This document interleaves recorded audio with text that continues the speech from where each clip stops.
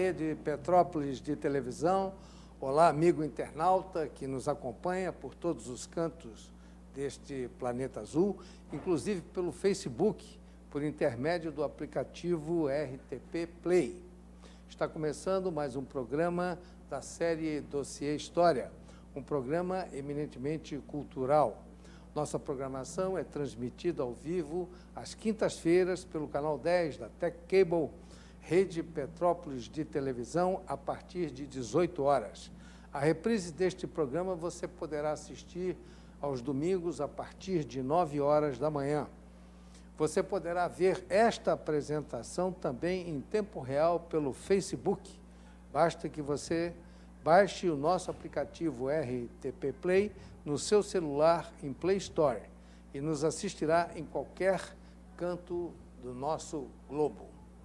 Nosso programa também está no YouTube. Para acessá-lo, basta que você digite no campo pesquisar o nome Dossiê História.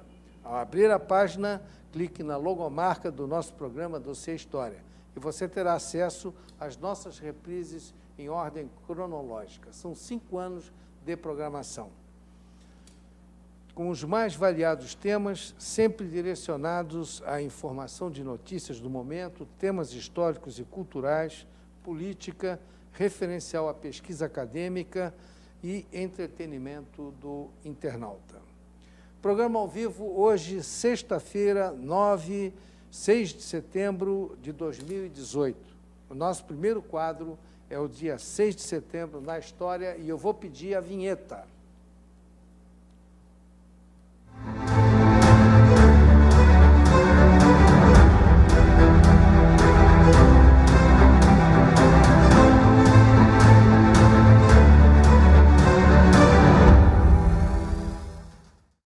Setembro é o 249º dia do ano, em nosso calendário gregoriano. Olha lá, o ano já está indo embora para 365, falta muito pouco. Então vamos lá, 1522, dia 6 de setembro de 1522, uma data importantíssima. O navegador Juan Sebastián Elcano e outros 16 espanhóis, únicos sobreviventes da expedição de Fernão de Magalhães, completam a primeira volta ao mundo da história. O grupo deu a volta ao globo no sentido contrário ao movimento de rotação. Fernão de Magalhães era um navegador português, mas chefiava essa viagem de circunnavegação a serviço do rei da Espanha, Carlos I. Faleceu em combate com nativos na ilha de Mactán, hoje Lapu-Lapu, nas Filipinas. O mar entre a ponta da América do Sul e a Antártida chama-se Estreito de Magalhães, em sua homenagem. Saíram de Sanlúcar de Barrameda em 20 de setembro de 1519 para iniciar essa viagem de circunnavegação. E os sobreviventes retornaram a Sevilha em 6 de setembro de 1522. Restaram apenas 16. Em 1620, colonos ingleses partem no navio Mayflower para o Mundo Novo. Esses pioneiros deram início à colonização norte-americana 120 anos depois do início da civilização portuguesa no Brasil. Eu nunca falo colonização portuguesa no Brasil, porque Portugal não fez do Brasil uma colônia. O objetivo aqui sempre foi manter uma civilização portuguesa ultramarina. A nossa história é completamente diferente da história das 13 colônias inglesas, quando os ingleses, na realidade, fizeram uma colonização na América do Norte. Mas nós aqui não. Nós aqui construímos uma civilização. Foi bem diferente. Em 1998, também no dia 6 de setembro, Lars Grael perdeu a perna. Nós estamos falando aqui de navegadores, então isso está bem a propósito. Lars Grael perdeu a perna direita causada por um acidente na praia de Camburi, no Espírito Santo. Seu barco colidiu com uma lancha que invadiu a área de prova. Lars Grael é um grande navegador e artista que já ganhou muitas medalhas de ouro em Olimpíadas pelo Brasil, em regatas de barco à vela. Vamos agora ao jornalismo dossiê História. Vinheta, por favor.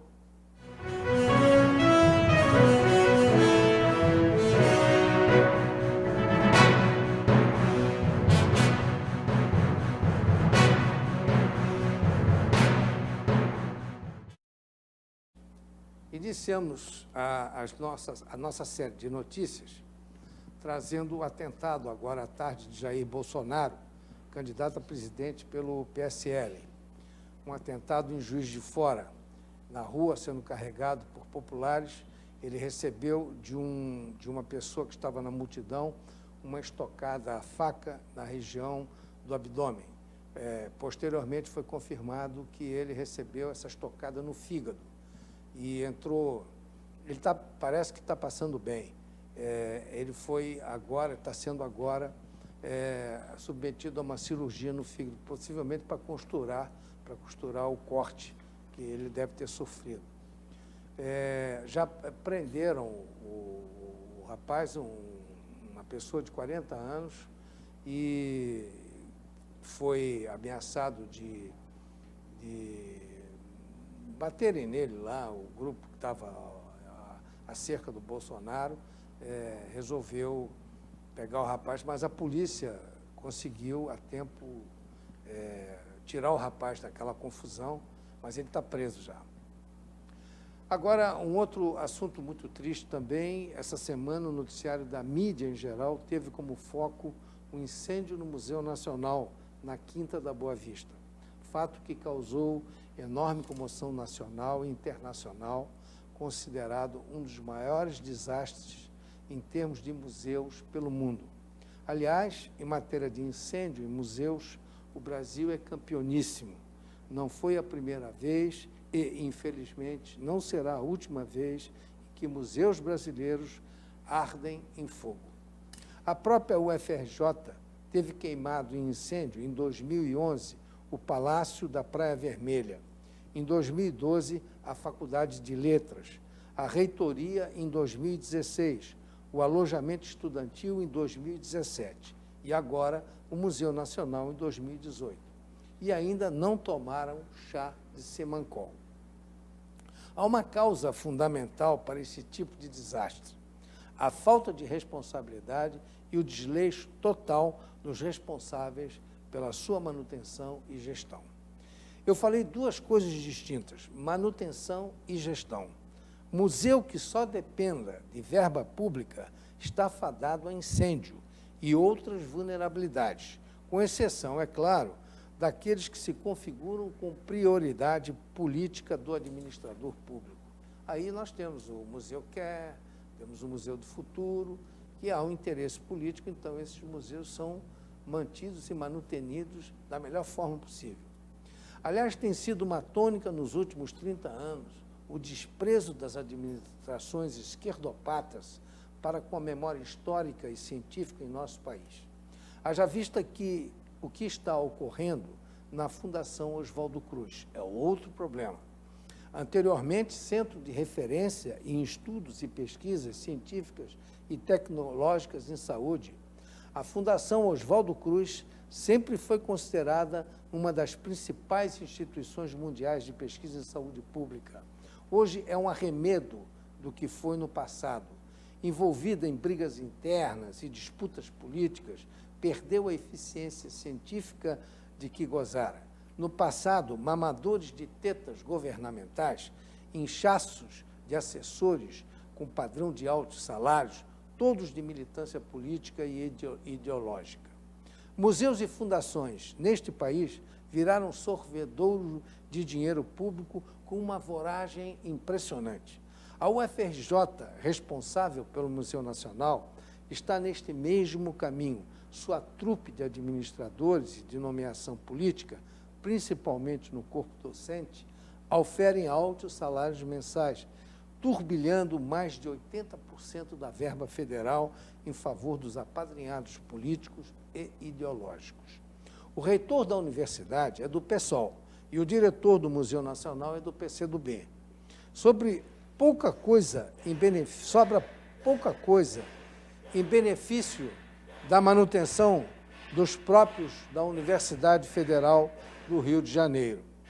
A verba destinada à manutenção do Museu Nacional é algo em torno de 30 mil mensais. Ínfima verba que não atende às necessidades do museu. É bom assinalar que o Museu Nacional não é só museu, é um depósito de bens de enorme valor histórico, patrimônio da humanidade que serve de laboratório de pesquisa aos alunos da UFRJ, que para lá se deslocavam diariamente em busca de pesquisas e estudos científicos. Há casos de alunos que estavam fazendo estudos de doutorado com aquele material, e o material desapareceu no incêndio. Como é que vai ficar a situação agora desses alunos? Segundo se sabe, o diretor se aboletava no 3º andar, que era uma sala que pertenceu a Dom Pedro I e Dom Pedro II, né, que ambos moraram ali, juntamente com pelegos e políticos que nada fazem. O zoológico da Quinta da Boa Vista é uma desgraça total. Animais cansados, fracos e mal alimentados. Nota-se a tristeza estampada em seus semblantes, que não saem de suas tocas sem trato e sem comida. Estão morrendo de fome os animais do zoológico. Enquanto isso, a petralhada que lá se instalou recebe poupudos salários, gratificações e etc. Esse é o Brasil dos contrastes que nós temos aí. Em 10 anos, o número de funcionários dobrou na UFRJ. De 2003 a 2013, os funcionários foram os que tiveram maior ampliação, de 97% no seu quadro, crescimento superior ao de alunos na graduação, que foi de 57%, e ao de docente em atividade na graduação, que foi de 23%.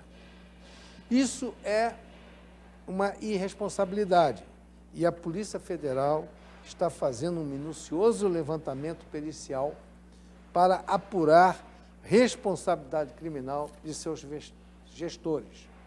Fazemos votos para que todos sejam presos e condenados, como exemplo ímpar para que isso não aconteça mais nos museus do Brasil.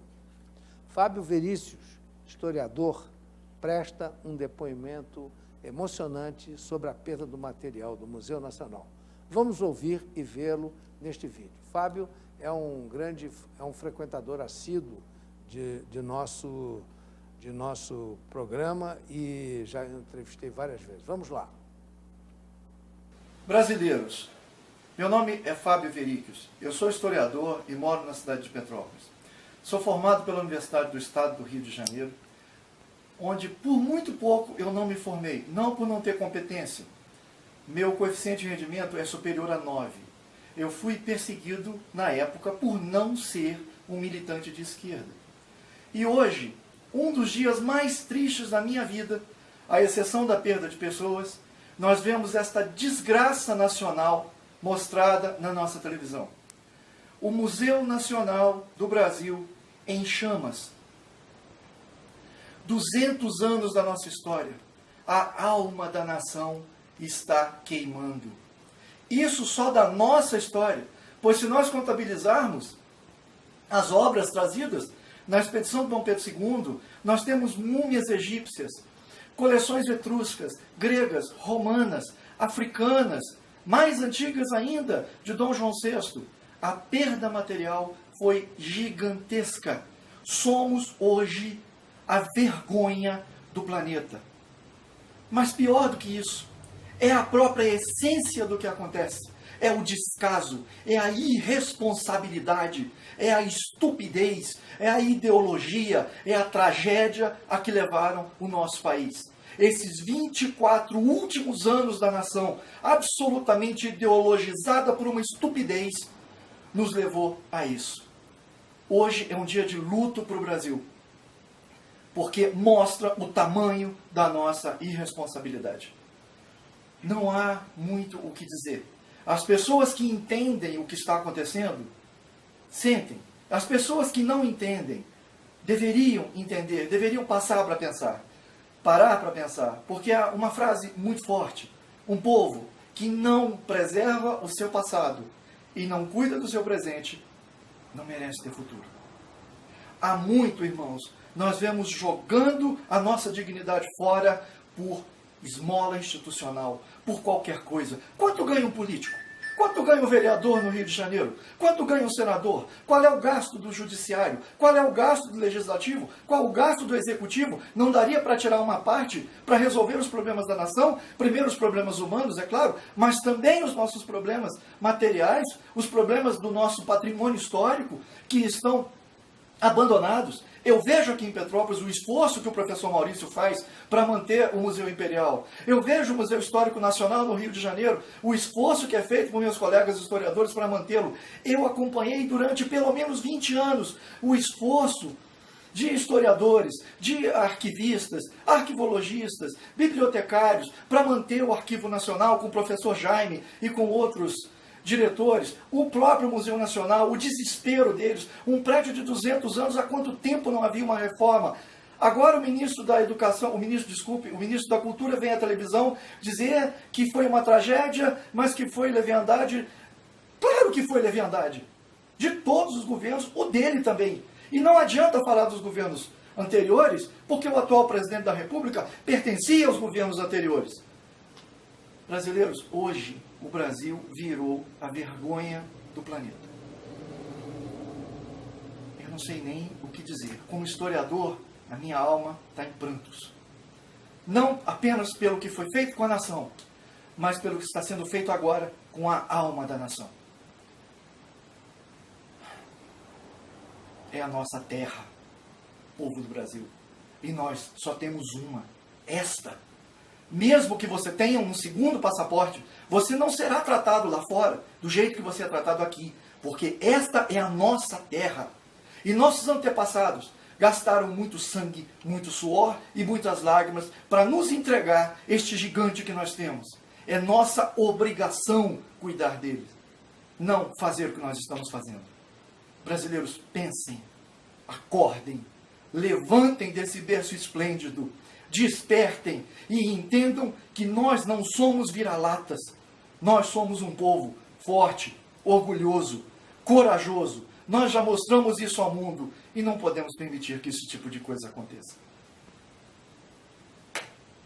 Precisamos saber e aprender a escolher os nossos...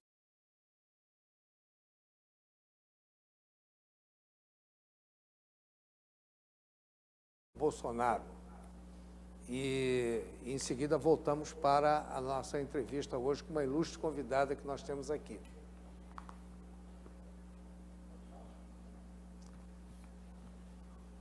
Esse é o flagrante do atentado ao Bolsonaro em Juiz de Fora. No momento em que ele leva uma facada. Muito bem, só vou pedir para baixar o som ali, que está dando retorno. Obrigado. Mutatis mutandis, hoje temos aqui uma ilustre entrevistada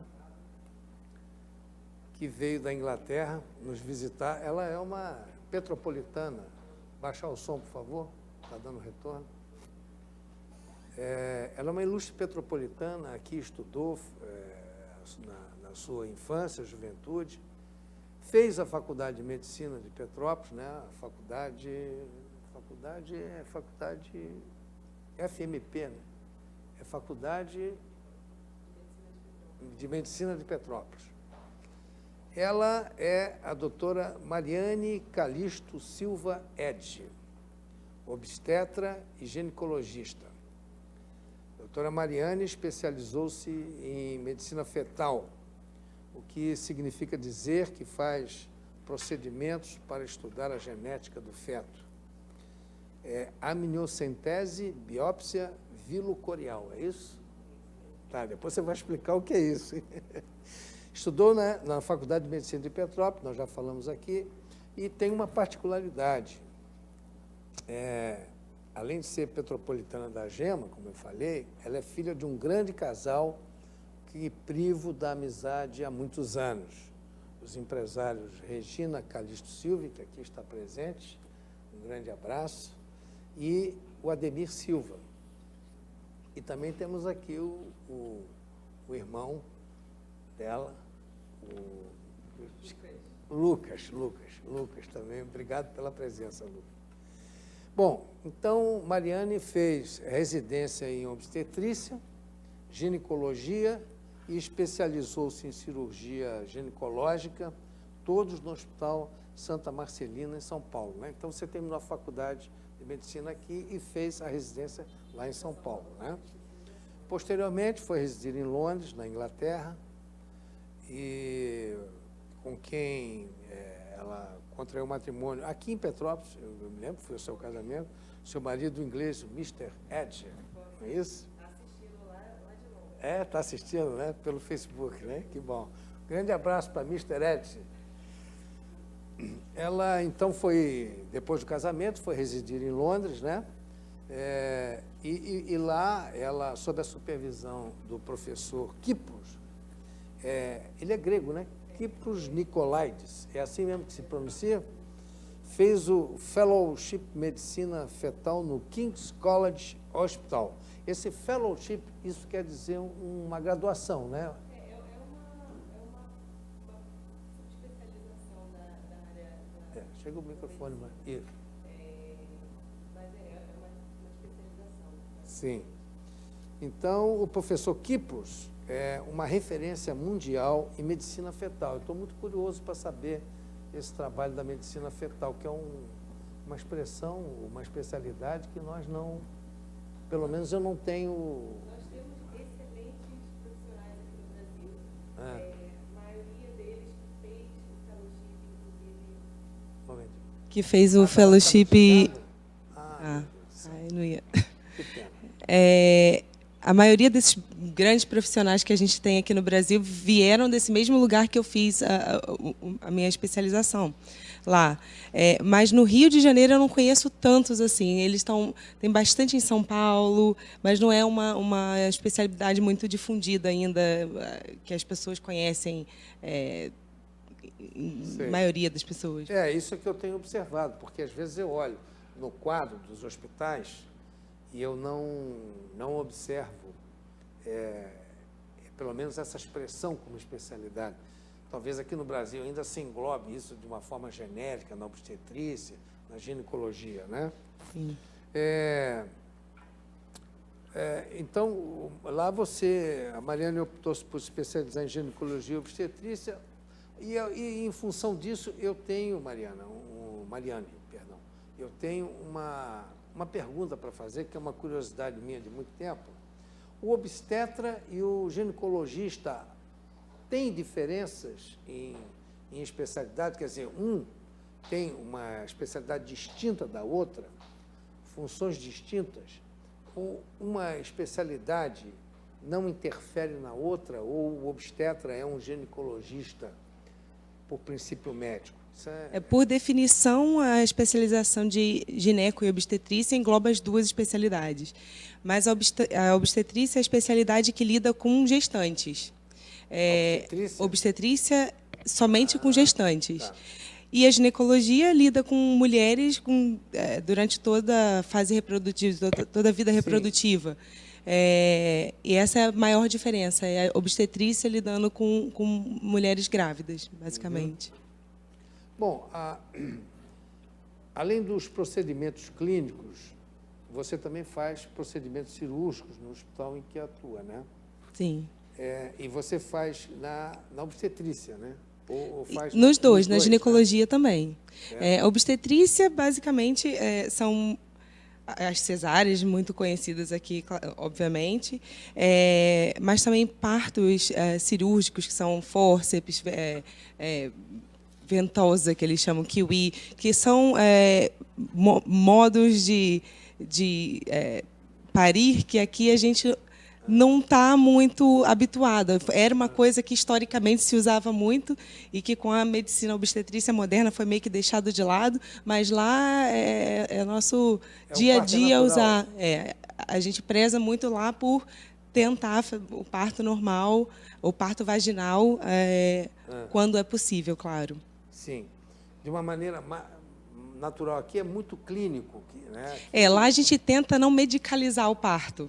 Sei. Então, se for uma gestação de baixo risco, os médicos nem se envolvem.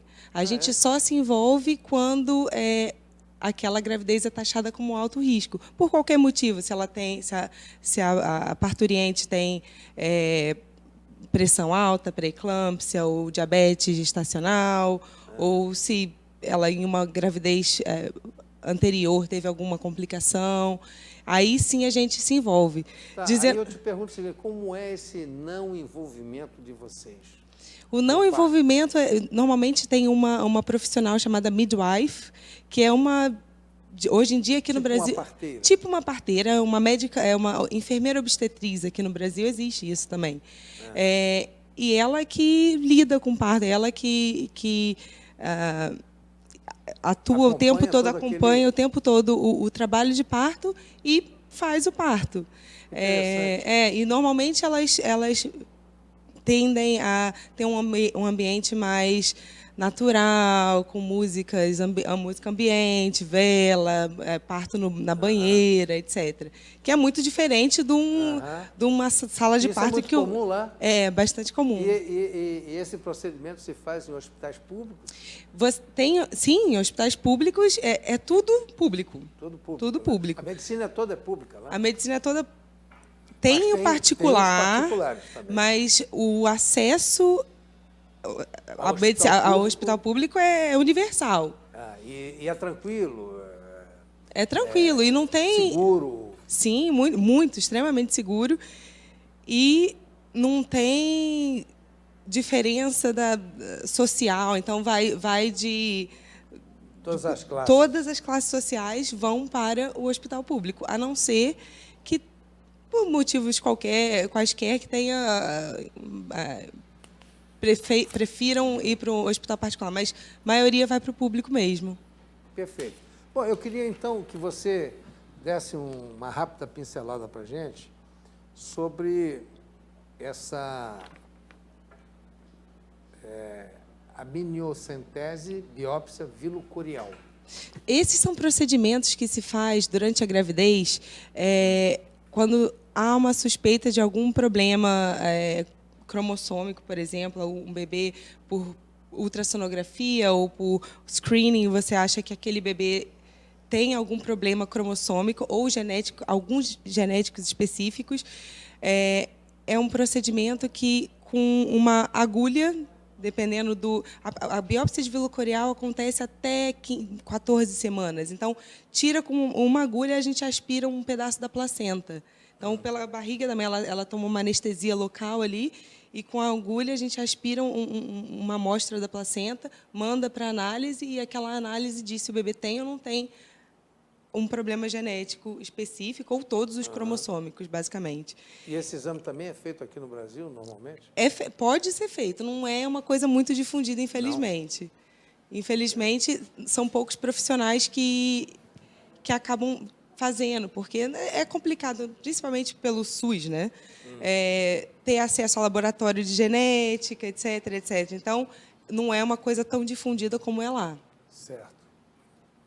Agora, eu gostaria que você desse um panorama para nós sobre a medicina fetal e o trabalho do professor Kipros.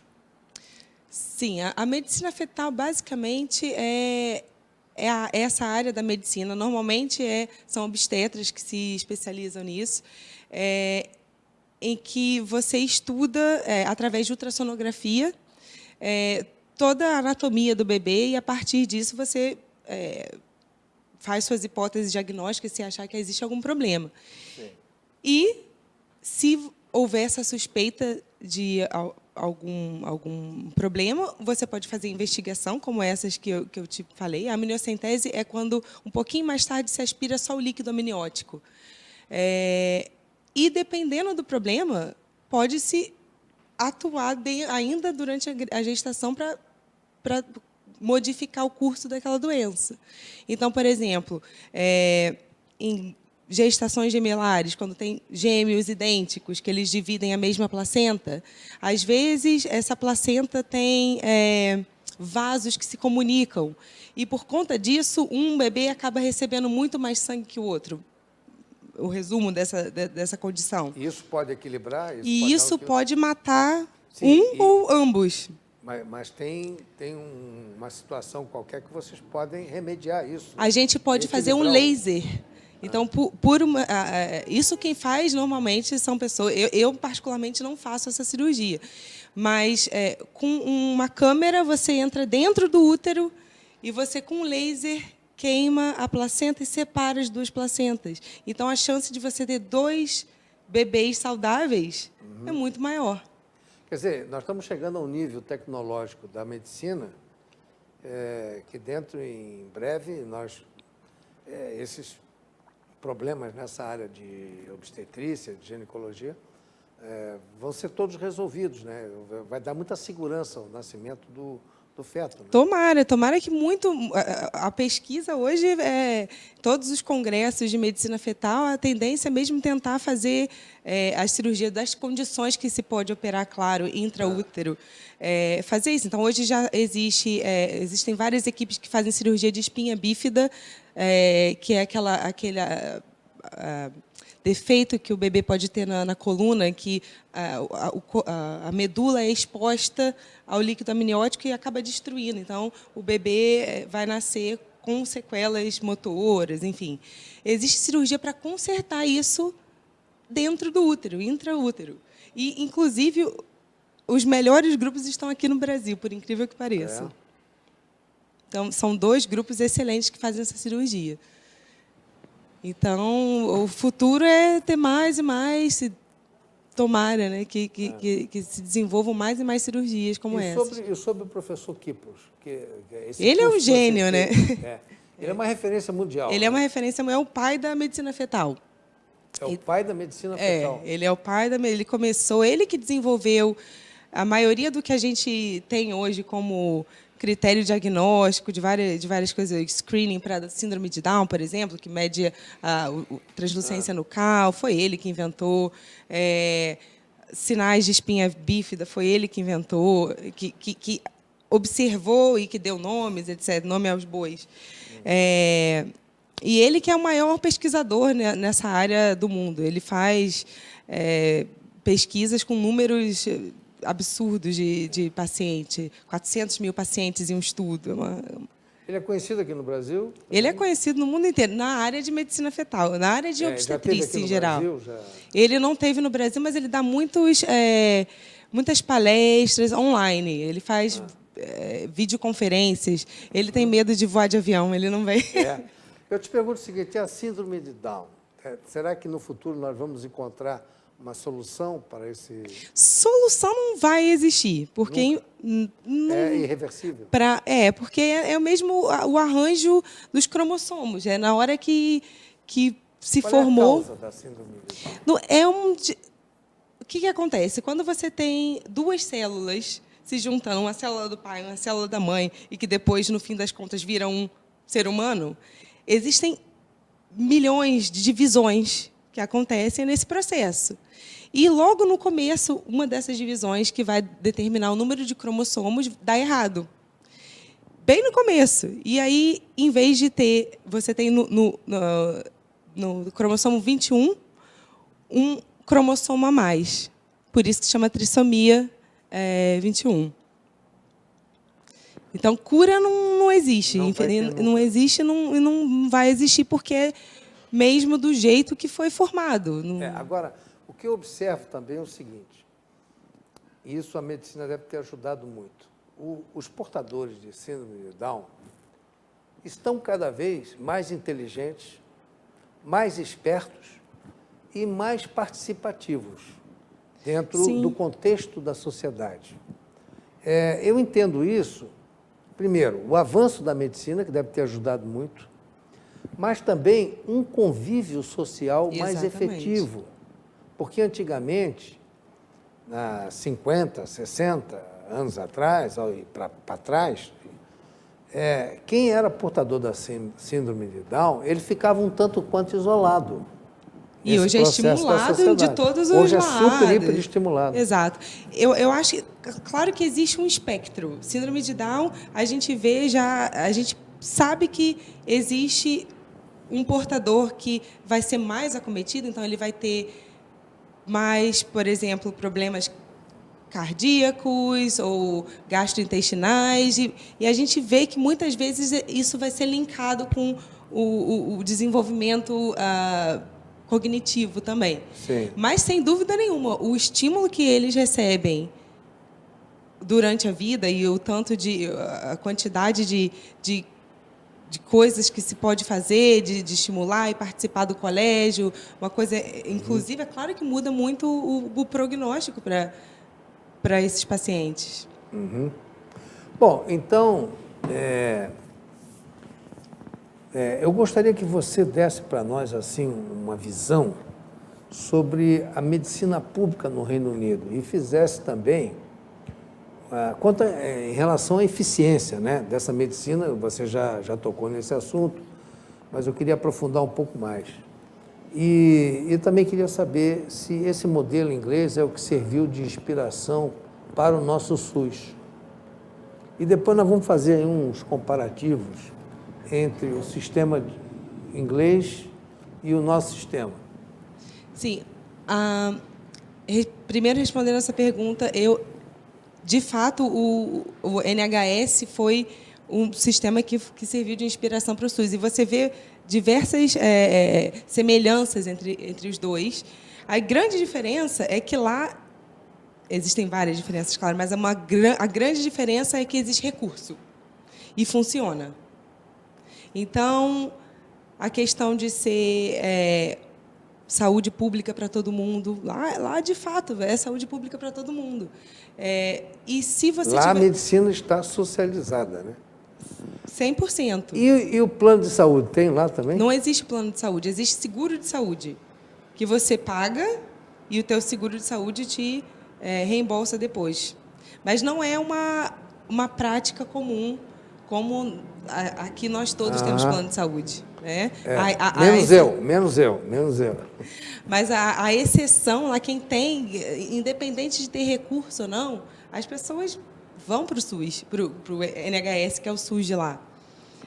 A diferença é que funciona, porque nós também Sim. temos o seguro aqui, que é Sim. o seguro do INSS, que é o SUS. Que é o SUS, exatamente. Só que eu sei porque eu trabalhei no SUS também muitos anos e é muito diferente. Aqui falta tudo, infelizmente.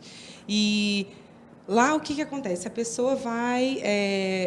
você está, não sei, está sentindo uma dor de estômago. Vai para o seu GP, que é o médico da família. Então, você tem um médico da família daquela área que você mora. Tá, e o médico vai lá na residência do Pode, se a pessoa não conseguir paciente. andar, etc. Tudo isso, no SUS existe essa ideia maravilhosa que poderia ter. Existem as visitas domiciliares no SUS também, mas, infelizmente, não funciona. Na prática, né? Mas lá, a pessoa não podendo ir no médico, o médico vai até a pessoa também. Mas, digamos, você passou em consulta com o seu médico da família, o médico da família acha que você precisa, não é uma coisa simples, precisa de um especialista, ele já vai encaminhar para o especialista no hospital, porque na GP practice, tipo no posto de saúde da família, não existem especialidades. Existe só o médico generalista. E ele vai encaminhar para as especialidades. Ele faz a triagem e encaminha para o especialista. Exatamente. Ele faz a triagem, correto o que você disse, e encaminha. E, a partir dali, as pessoas vão passar com o seu especialista. Não é uma coisa assim, foi hoje, na semana que vem conseguiu consulta. Pode demorar aí 2 meses, mas ainda assim, eu estava conversando ainda hoje com uma médica, ela falou, aqui para conseguir um encaminhamento, demora 1 ano para conseguir um encaminhamento para um especialista. Então, tem suas falhas, claro que tem, mas, de um modo geral, funciona. Aqui nem os planos de saúde estão funcionando. Eu, essa semana, conversei com um cardiologista que fez um exame, um Doppler colorido, que eu fui fazer, e ele estava me dizendo que há 17 anos as consultas dele e o trabalho que ele faz não é reajustado. Há 17 anos. Não, o pagamento... O plano de saúde, hein? Não estou falando de SUS. Agora, o que o SUS também paga... O SUS também paga para os médicos, não paga? O SUS paga, eu paga o contrato. Pelo menos quando eu trabalhava no SUS, eu tinha um contrato de ir X vezes na semana trabalhar X horas e era aquele valor. Porque o SUS não funciona com médico particular também, né? Você vai ao médico e, como tem os planos de saúde, né? Não. Isso aqui era uma coisa que poderia aliviar bastante o encargo, o custeio do SUS, se ele tivesse convênio direto com os médicos, né? Isso no passado já teve. Mas o problema, eu entendo que isso também possa ser, porque não obrigatoriamente, o que eles tentam fazer para desafogar o número de pacientes demanda, né? é triar. Às vezes você não precisa de um especialista, às vezes o médico generalista consegue resolver o teu problema. E isso acontece lá também. Lá na Inglaterra você não consegue chegar e falar, viu, eu quero passar num dermatologista, porque eu tenho essa... Não, o médico generalista ele vai resolver, e se ele não conseguir resolver, se for uma coisa que está fora da área de conhecimento dele, ele vai te encaminhar. E isso acaba afunilando o canal para ir para esses especialistas. E tem um problema, você citou agora um problema em que um amigo meu sofreu esse tipo de coisa. Ele teve um câncer de pele e ele precisava de um cirurgião plástico para poder fazer a cirurgia dele do nariz. Uma cirurgia complexa, porque furava aqui a testa, tinha que puxar aqui, resolver tudo, depois puxar a pele para costurar. E o SUS levou 1 ano e meio, porque não tinha essa previsão de cirurgião plástico. Ele levou 1 ano e meio, ele aguardou 1 ano e meio. Olha só a sorte dele, ele aguardou 1 ano e meio e o câncer dele não avançou a ponto de se tornar fatal na vida dele. Isso é uma coisa que, para mim, é a coisa mais importante. A maior diferença que eu vejo nos dois sistemas é que lá, se é câncer, na semana seguinte você já está com pré-operatório e já vai operar. Para tudo para fazer... O hospital para, mas não param as cirurgias de câncer. Então, isso é uma... Aqui eu já vi vários casos também de câncer progredir, esperando na fila do SUS, infelizmente. É difícil. Agora, na sua perspectiva, o que falta à medicina pública no Brasil para se desenvolver e tornar-se um sistema de excelência?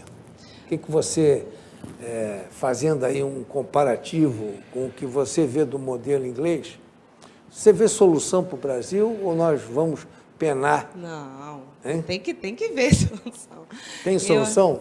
Eu acho que, primeiro de tudo, o mais óbvio é recurso. Não tem como fazer medicina de excelência sem gastar dinheiro. Não existe. Segundo, é investimento em educação continuada para os médicos, porque tudo está mudando e se você se acomodar com o conhecimento que você tem de... Eu me formei há 11 anos. Tudo que eu já aprendi já mudou. Você precisa de educação continuada, não tem jeito. Tocou num ponto aí importantíssimo. Não é? E o terceiro é pesquisa. É investir em pesquisa, porque lugar que... Aqui a gente produz muito pouco. E fazer a pesquisa que reflita a nossa própria população. Eu tive um problema, recentemente, inclusive, até comunicar aos meus telespectadores, que a partir de junho, eu tive uma crise, estava, inclusive, com suspeita de tuberculose na pleura, e depois verificamos que não era nada disso, que era um ataque. Eu tive um ataque duplo, uma comorbidade, um ataque duplo de bactérias decorrente de tratamento dentário, de infecção dentária, e a bactéria me atacou o coração, atacou a membrana do coração, porque essa bactéria adora membranas, né? Ela foi para a membrana do coração e foi para a pleura pulmonar. Então, na primeira tomografia que eu fiz, houve essa suspeita de tuberculose. Eu tive sudorese, fiquei 2 meses de cama, tanto é que ficamos aqui esse tempo todo passando reprises, porque eu estou hoje retornando à atividade, fazendo o meu primeiro programa ao vivo depois de mais de 2 meses sem estar aqui. Agora, eu me lembro que quando o primeiro contato que eu tive foi no SUS aqui, e eu fui atendido por um clínico geral, que, aliás, me atendeu muito bem, mas os recursos com que ele foi fazer a pesquisa, mandou tirar uma chapa do pulmão, quer dizer, ele não tinha à disposição dele uma tomografia. Então, tirou a chapa do pulmão, tirou uma de frente aqui, ele viu que eu estava com uma sinusite, e diagnosticou imediatamente o remédio para a sinusite. Eu fiquei bom da sinusite, fiquei. Só que eu achava, a princípio, que era só sinusite, mas não era. Continuou, estava fraco, etc. Aí eu fui para uma tomografia. Fui fazer uma tomografia computadorizada, aí então o laudo veio e apresentou que eu tinha tido um derrame, um pequeno derrame no pulmão, e que teria sido por um ataque de bactéria, possivelmente um bacilo da tuberculose, que era o que se tinha de suspeita naquele momento. Eu passei 2, 3 meses fazendo exame, não confirmou. Fiz um tal de IGRA, que é um exame, uma sigla americana, IGRA, e só tem um laboratório no Brasil que faz, que é o Richer, no Rio de Janeiro. Eu fui lá fazer esse exame, também deu negativo, não acusou a tuberculose. E agora, há pouco tempo, é que fomos descobrir, por uma sugestão do meu cardiologista, em que ele perguntou: você, por acaso, teve algum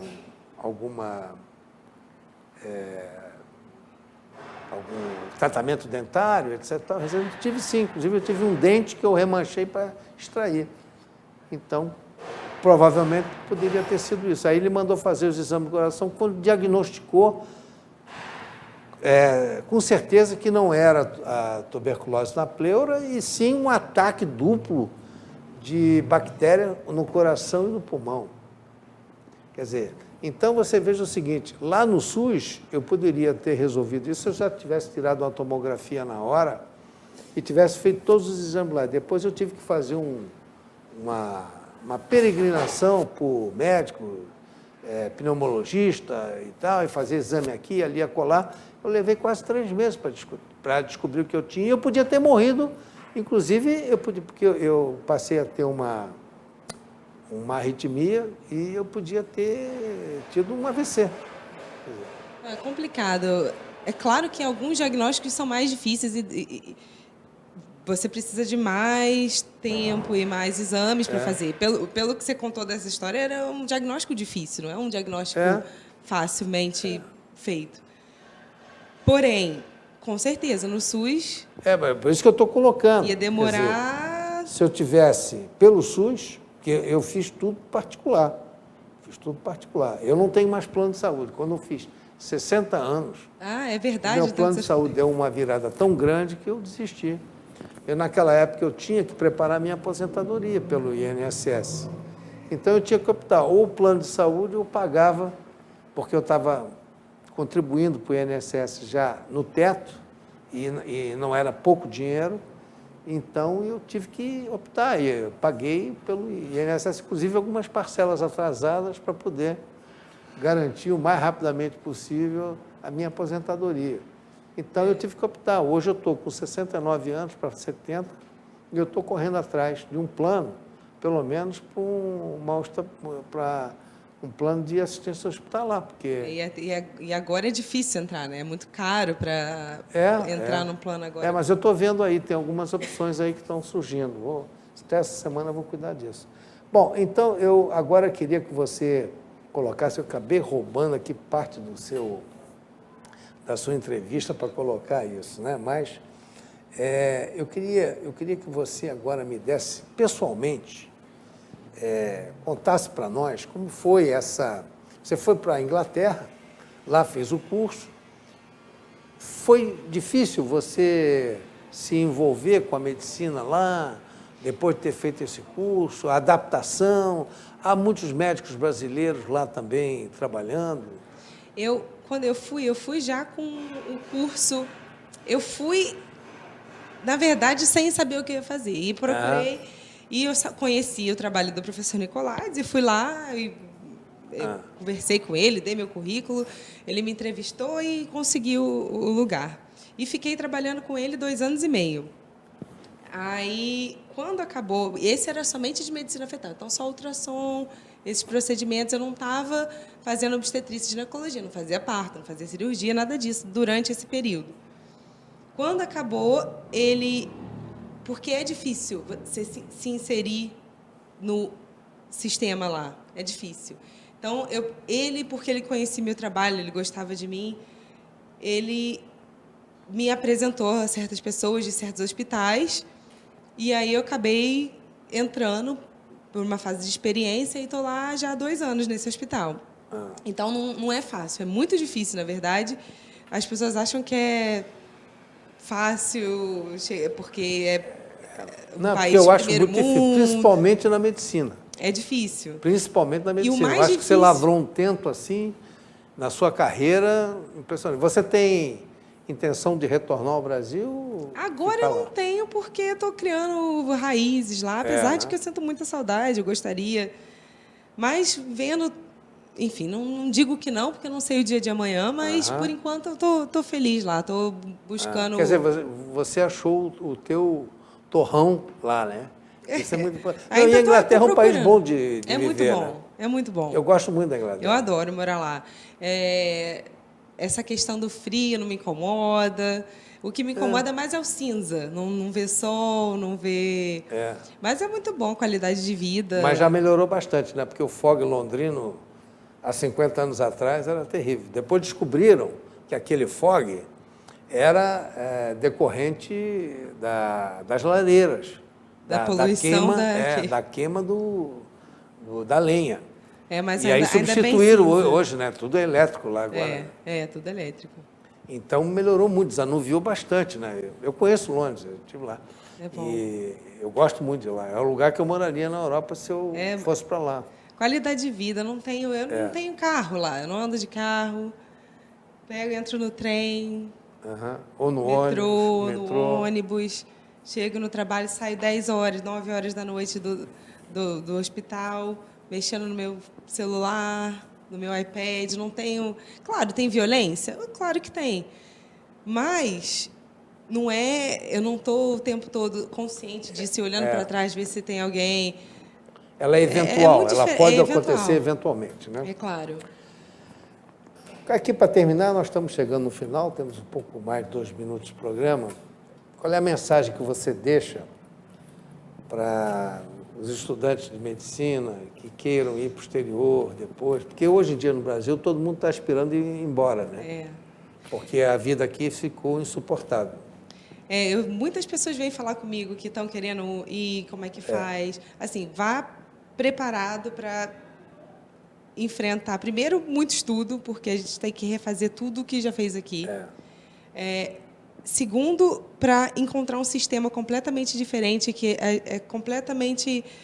a gente não tem a menor noção do sistema lá, de papelada, de tudo, basicamente, de como lidar com o paciente, até isso é diferente, como lidar com um colega. Terceiro, eu não sofri muito isso, mas eu escuto muitas pessoas, apesar de eu não conhecer muitos médicos brasileiros, mas muitos médicos estrangeiros sofreram muito com preconceito por serem de outros países. Eu, particularmente, não senti, nunca senti isso. Mas como tem muitos médicos estrangeiros... Até mesmo porque você é muito parecido com as inglesas, né? Você tem um tipo bem inglês, né? Eu não sei se é porque também eu sou casada com inglês e as pessoas não estão achando que eu estou indo lá, não entendo o motivo. Mas eu já ouvi muita gente, muitos indianos falarem que sofreram muito preconceito, etc, etc. Tem muito médico estrangeiro lá. Então, mas também a gente se junta para enfrentar as adversidades. Mas é difícil. Se quiserem ir para qualquer lugar que seja, a gente tem que se provar e provar que a gente é melhor do que eles lá, na verdade, para ter um lugarzinho no mercado de trabalho. Muito bem, Mariana. Gostei muito da entrevista. Obrigada pelo convite, Prisco. Eu fiquei muito honrado com a sua presença aqui. E eu de estar Estamos aqui. chegando ao final da nossa apresentação. Só lembrando os nossos telespectadores que esse programa vai em reprise domingo às 9 horas da manhã, aqui pela RTP e também pelo Facebook, na hora, em tempo presente, vai ser retransmitido pelo Facebook. Uma boa noite a todos, boa noite, Mariane. Muito obrigado pela sua presença. A Regina, muito obrigado pela tua presença, tá? Uma boa noite a todos e até a semana que vem com uma nova atração.